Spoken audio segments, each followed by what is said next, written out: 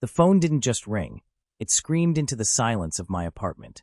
I was 25, a graphic designer burning the midnight oil, oblivious that my life was about to end. I snatched the phone off the kitchen island, expecting a client. Instead, a voice cold as ice spoke from a tunnel of static.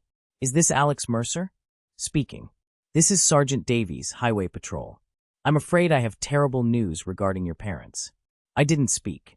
I froze, my hand gripping the edge of the granite counter until my knuckles turned white. The officer dropped the bomb without mercy. An accident. A cliff. A total loss. "I'm sorry, son," the voice crackled. The vehicle swerved off the coastal road during the storm. "Due to the intensity of the crash, we can't do a visual ID, but the license plate matches." The phone slipped from my sweaty palm and cracked against the tile floor, a spiderweb of glass spreading just like the panic in my chest. I stood there, gasping for air, the silence of the kitchen now deafening. I wasn't just a son anymore. In one heartbeat, I had become a survivor of a tragedy I didn't understand. My parents were always traveling for their import business, distant figures I loved but barely knew. Now they were ash. The world didn't just turn gray. It turned black, swallowing me whole. I was alone, and the nightmare was only just beginning.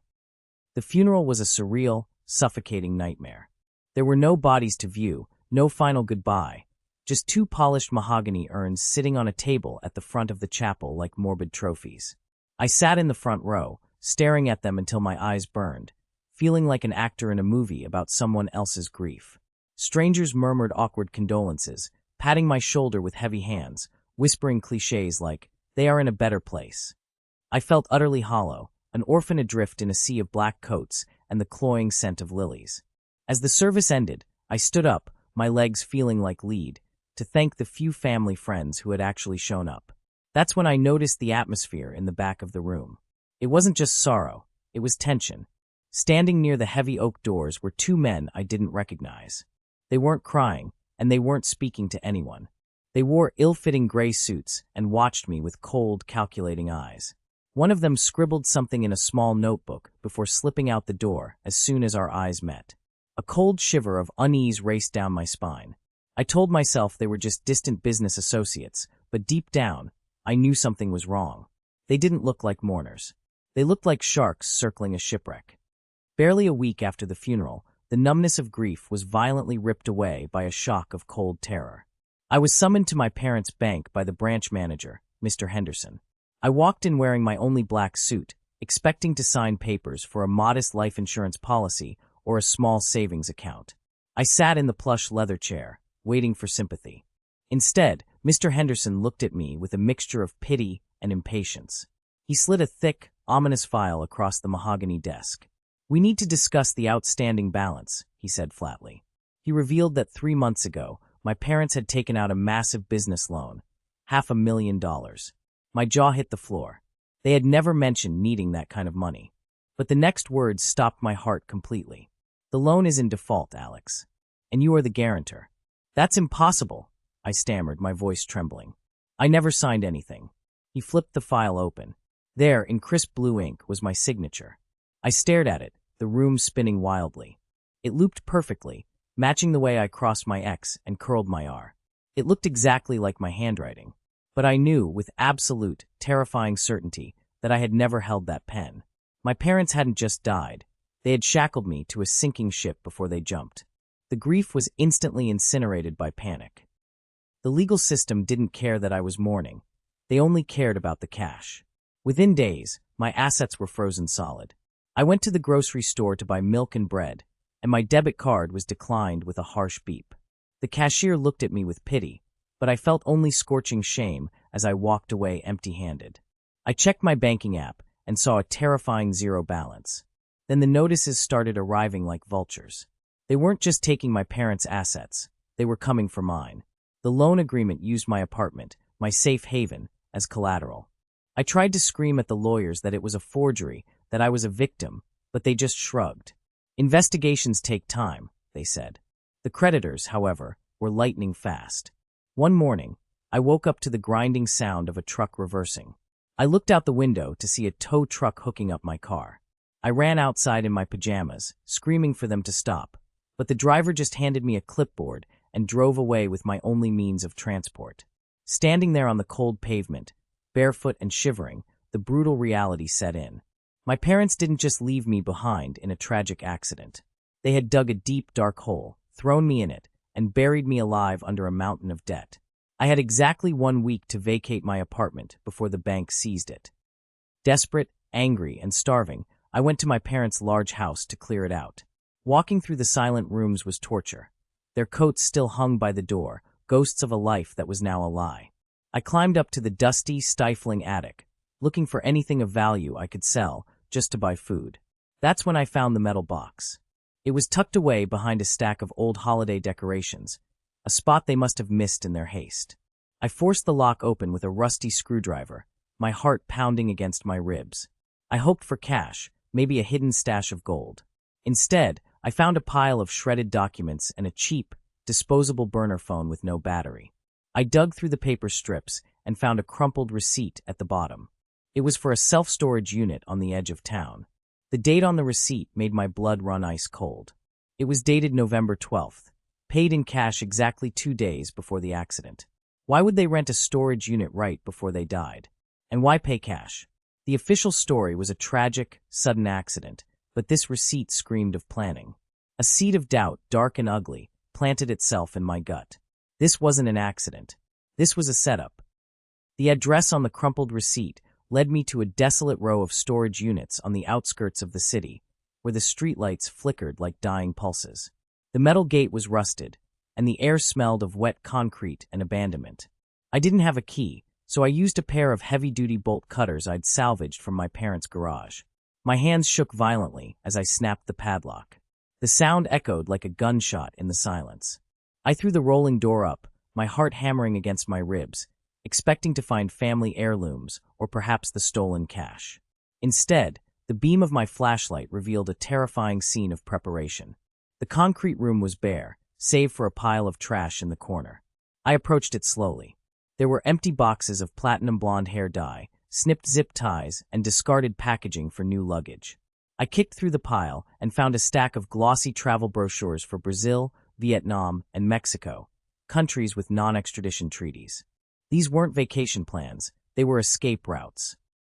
The silence in that concrete room screamed louder than any confession. They hadn't just disappeared, they had transformed here. They dyed their hair, switched their bags, and left their old identities, and me, behind in the dust. I stood there clutching a brochure, realizing that while I was planning their funeral, they had been in this very room, laughing and packing for paradise. Desperate for funds to fight the bank, I contacted the life insurance company the next morning. I needed that payout to survive, to keep the wolves from my door. But when I spoke to the claims adjuster, the conversation took a dark turn. He sounded hesitant, his voice dropping to a whisper as if he were afraid of being overheard. He asked to meet me at a diner, away from his office. That was the first red flag. Over cold coffee, he looked me in the eye and told me he couldn't approve the claim yet. Why? I demanded, slamming my hand on the table. They're dead. He leaned in close. Listen, Alex. This is off the record. The forensic report on the crash site is inconclusive. My blood ran cold. He explained that while the fire was intense, usually there are teeth, bone fragments, something substantial. There wasn't enough biological material found in that car to confirm 2 fatalities, he whispered. Barely enough for one. My stomach dropped through the floor. The police had assumed total incineration because of the fuel load, but the insurance investigators were suspicious. They weren't paying out because they weren't convinced anyone had actually died in that car. I left the diner feeling nauseous. The hope of financial rescue was gone, replaced by a sickening realization. The accident wasn't just staged, it was a masterpiece of deception. I went back to the empty shell of my parents' house, clutching the burner phone I had found in the attic. It was my only link to the truth. I found a matching charger in a junk drawer and plugged it in. I sat on the floor in the dark, watching the battery icon blink to life, praying for answers. When the screen finally lit up, it was blank. No call history. No contacts. My heart sank. Desperate, I opened the Utilities folder and clicked on the voice recorder app. There was one file named Memo 1, recorded at 8:42 p.m. on the night of the crash, exactly 10 minutes before their car supposedly went off the cliff. My hand trembled as I pressed play. My father's voice, clear and calm, filled the silent room. The car is rigged. The kid is the guarantor. Once we drop off the radar, the bank will eat him alive, but we'll be in Cabo. Then, the sound of my mother laughing in the background, a cruel, dismissive sound. I dropped the phone as if it were burning my skin. The kid. Not Alex. Just a guarantor. A shield.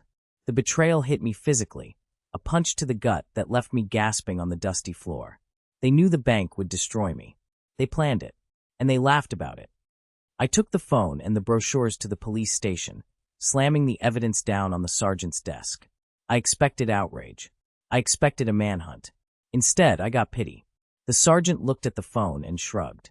"Grief makes people hear things, son," he said dismissively. This could mean anything. Maybe they were talking about a business deal. He refused to reopen the case without concrete proof of life. Frustrated and furious, I realized the law wasn't going to help me. I needed someone who operated in the shadows. I found a private investigator named Miller in the back of a phone book. His office was a small room above a laundromat that smelled of stale smoke and cheap coffee. Miller was a gritty, unshaven man with tired eyes, but he didn't dismiss me. He looked at the travel brochures, the receipt, and listened to the audio. He didn't offer sympathy. He offered a plan. "If they're alive, they made a mistake," Miller grunted, leaning back in his creaking chair. "Everyone makes a mistake." He was cheap, barely affordable with the cash I had left from selling my laptop, but he was the only one who listened to the evidence rather than my emotions. We shook hands, and for the first time, I wasn't just a victim. I was a hunter. Miller wasted no time. While I fought off the eviction notices, he started following the money. The $500,000 loan my parents had stolen hadn't just vanished into thin air. Miller discovered that the business expenses were actually transfers to a series of shell companies with vague names and no physical addresses. It was a digital maze designed to confuse the bank, but Miller was a bloodhound. "They tried to be clever," Miller told me a few days later, turning his laptop screen toward me. "They converted the cash into cryptocurrency to make it untraceable."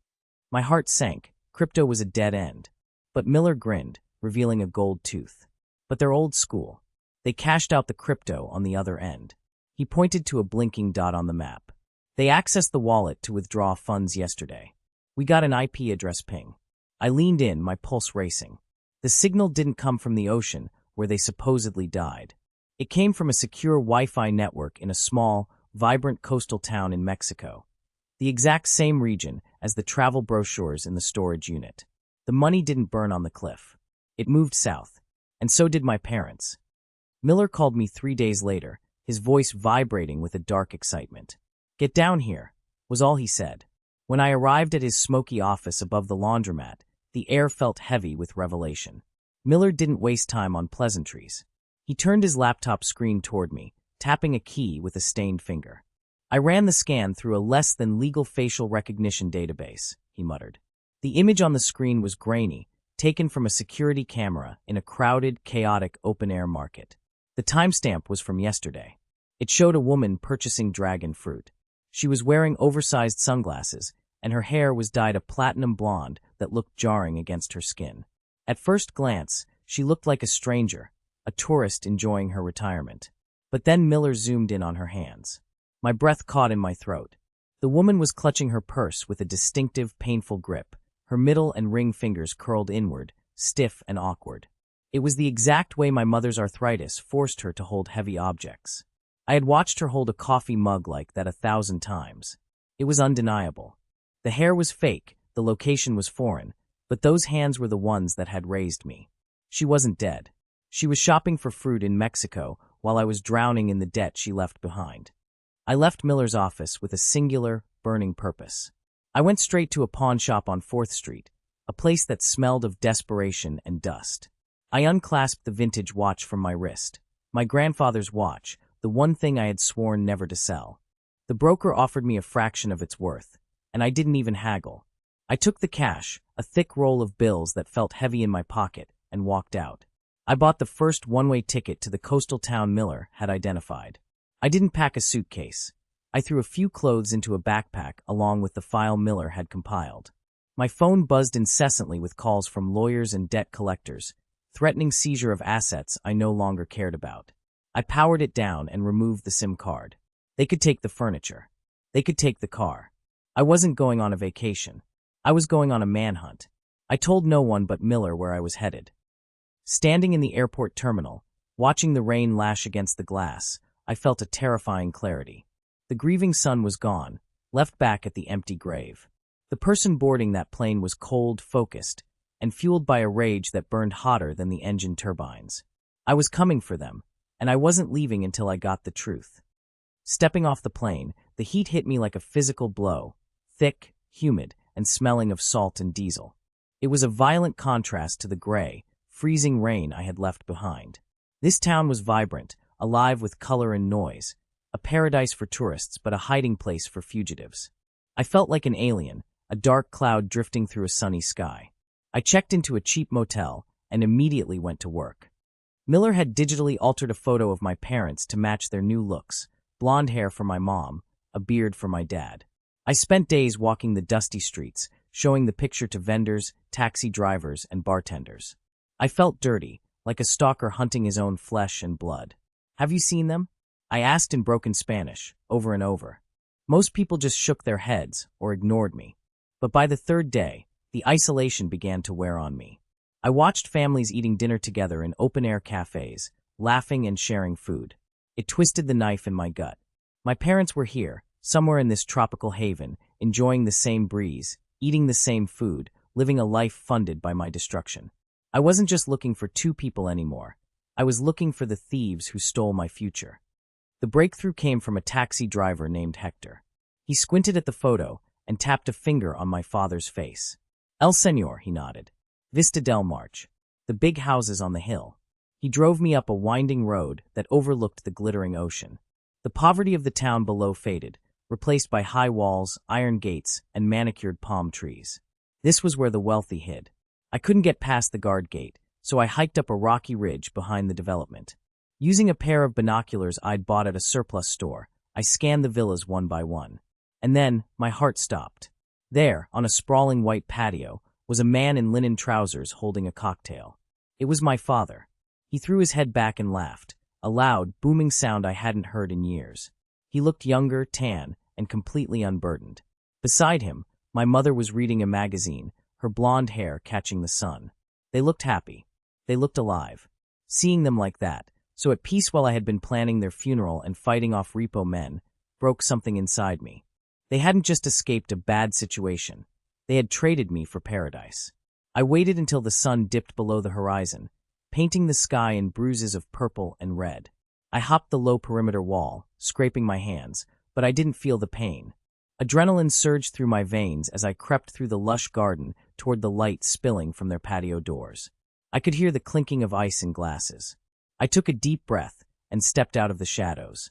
"Hello, Mom." "Dad." The silence that followed was deafening. They froze. My father didn't drop his glass in shock. My mother didn't scream or burst into tears of relief. Instead, their expressions shifted to pure annoyance. It was the look you give a waiter who messes up an order, not a son returning from the dead. "Alex," my mother said, her voice steady and cold. "How did you find us?" There was no hug. "No, I missed you. Just irritation."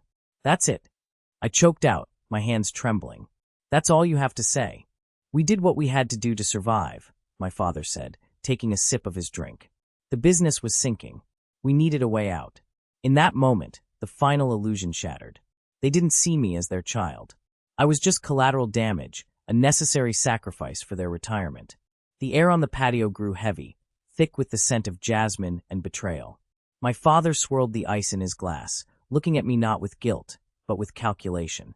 He leaned forward, resting his elbows on his knees, and lowered his voice to a conspiratorial whisper.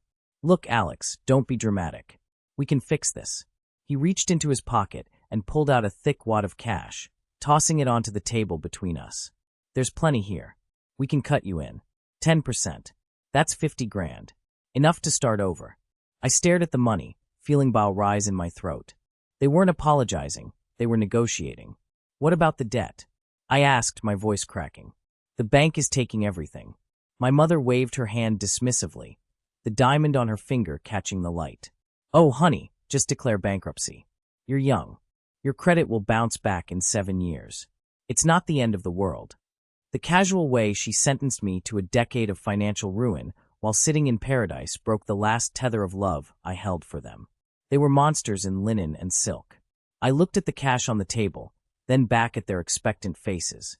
I forced my shoulders to relax, forcing a mask of hesitation onto my face. I need to think about it, I lied. It's a lot to process. My father smiled, a shark-like grin. Smart boy. Take the night. There's a guest room in the back. I didn't go to the guest room. I walked out the front gate, pretending to head for a walk to clear my head. The moment I was out of sight, I ran. I ran until my lungs burned, straight to the local police station, the Policia Federal. I didn't speak the language well, but the file Miller had prepared did the talking. It was translated, notarized, and damning. I slammed it onto the commander's desk. The forged loan documents, the flight records, the IP logs, and the photos of them at the villa. I watched the commander's eyes widen as he read. I wasn't here to join their heist. I wasn't here to take a payout. I was here to burn their paradise to the ground. I signed the official statement, my hand steady for the first time in months. 2 hours later, the silence of the exclusive hillside community was shattered by sirens. I sat in the back of a police cruiser, the metal mesh separating me from the action, watching the flashing blue and red lights wash over the white walls of the villa. It looked like a scene from a movie, but the knot in my stomach was all too real. Officers in tactical gear swarmed the gate. I heard shouting, then the sound of glass breaking.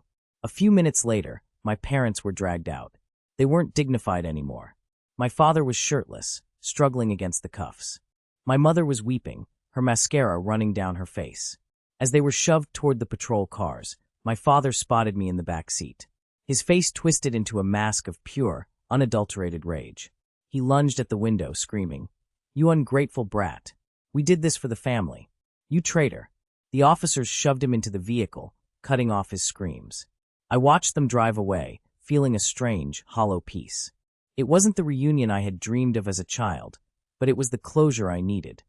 The legal process was brutal, fast, and aggressively public. Because my parents had entered Mexico using falsified passports, the Mexican authorities didn't waste time with a lengthy extradition hearing. They simply deported them. Within 24 hours, they were on a plane back home, and the story broke globally. Dead parents found living luxury life in Mexico. My face, blurred but recognizable, was plastered on news sites alongside theirs. I was thrust into a spotlight I never asked for.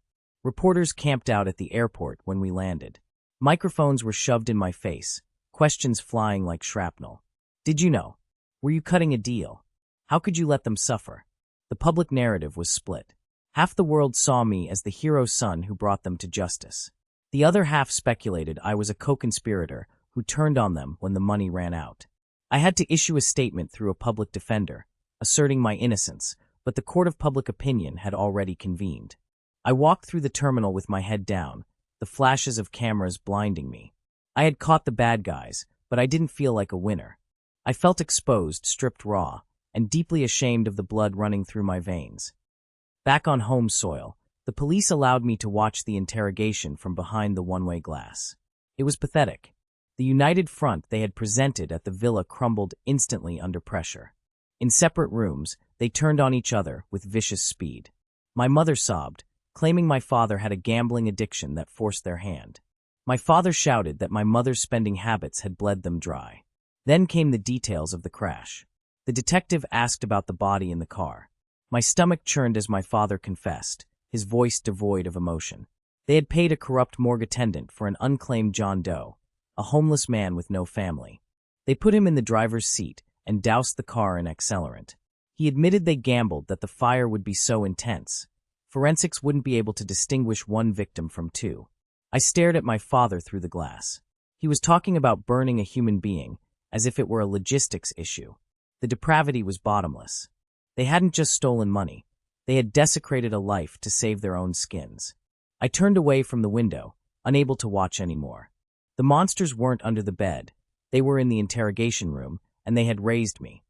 You would think that seeing your parents in handcuffs would be the end of the nightmare, but the bank didn't care about justice. They only cared about the ink on the paper. Even as my parents sat in a federal holding cell awaiting trial, the foreclosure notices kept piling up on my doormat. The legal system was a twisted beast. The criminal charges against them were separate from the civil liability I faced. To the bank, I was still the guarantor. I had to fight a war on two fronts. By day, I met with prosecutors to build the fraud case against James and Eleanor. By night, I sat with a court-appointed bankruptcy lawyer, trying to prove that the signature on the loan documents was a forgery. It was exhausting. I was living on ramen noodles and adrenaline, terrified that I would send them to prison only to end up homeless myself. The worst part was the waiting. The bank's lawyers were aggressive, arguing that since I had benefited from my parents' lifestyle in the past, I was liable for their debts. It was a sickening argument. I hadn't benefited. I had been abandoned. I felt like I was drowning in a sea of paperwork, fighting to breathe while the people who threw me overboard watched from the safety of their jail cells. The trial was a spectacle. The courtroom was packed with reporters, hungry for the details of the zombie parents' case. When I took the stand, I could feel my parents' eyes boring into me. They didn't look remorseful. They looked like victims. Their defense attorney was ruthless. He tried to paint me as the mastermind, a greedy son who had helped plan the disappearance for the insurance money and then turned on them when the cash ran out.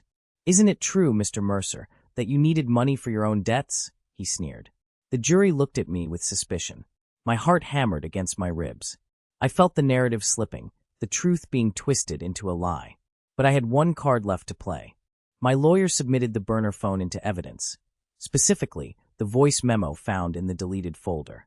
The courtroom went dead silent as the audio played. My father's voice echoed off the walls, hauntingly clear. "The car is rigged. The kid is the guarantor. Once we drop off the radar, the bank will eat him alive, but we'll be in Cabo." Then came my mother's laugh. The sound of that laugh, cruel and dismissive, hung in the air. The jury's suspicion evaporated instantly, replaced by pure disgust. My parents slumped in their chairs, their web of lies finally torn apart by their own arrogance. The jury deliberated for less than 3 hours. When they returned, the tension in the room was thick enough to choke on. The foreman stood up, avoiding my parents' gaze. "We find the defendants guilty on all counts: fraud, embezzlement, forgery, faking a death." The judge, a stern woman who had clearly seen enough of their theatrics, didn't hold back. She sentenced them to 20 years in federal prison. As the bailiffs moved in to shackle them, my mother turned toward the gallery. She locked eyes with me, tears streaming down her face. The same fake tears she had used to charm bankers and neighbors for years. She mouthed, "I love you," trying to cast one last hook into my heart. I didn't blink. I didn't cry. I simply turned my back on them.